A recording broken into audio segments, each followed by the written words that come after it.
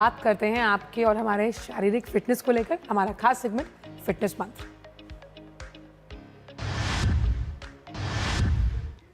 फरीदाबाद के अमृता अस्पताल ने महज एक साल के भीतर 100 से अधिक रोबोटिक जॉइंट रिप्लेसमेंट सर्जरी पूरी कर एक अहम मुकाम हासिल किया है। इस अस्पताल में विश्व प्रसिद्ध मैको रोबोटिक सिस्टम की शुरुआत सितंबर 2024 में की गई थी और आज यह अस्पताल फरीदाबाद का पहला ऐसा मेडिकल सेंटर बन गया है जो टोटल नी और टोटल हिप रिप्लेसमेंट जैसी अत्याधुनिक रोबोटिक तकनीक के जरिए सर्जरी करता है।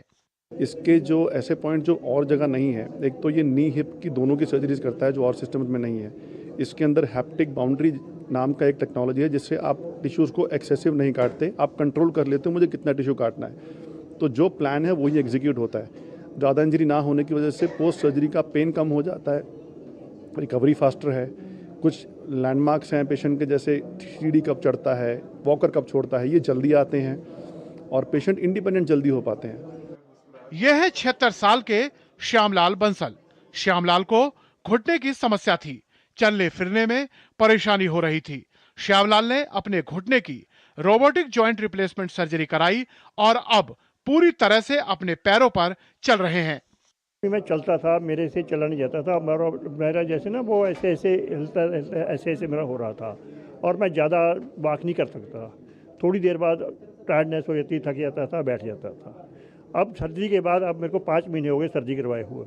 मेरे पहली बात तो ये है, मेरे एक दिन भी पेन नहीं हुआ फ्रॉम दी वेरी बिगनिंग। पहले दिन फर्स्ट डे भी पेन नहीं हुआ और उसके बाद 15 दिन के बाद जब मैं डॉक्टर साहब को दिखाने के लिए आया तो मैं विदाउट स्टिक विदाउट वॉकर इनके ऑफिस में मैं पैदल चल के गया।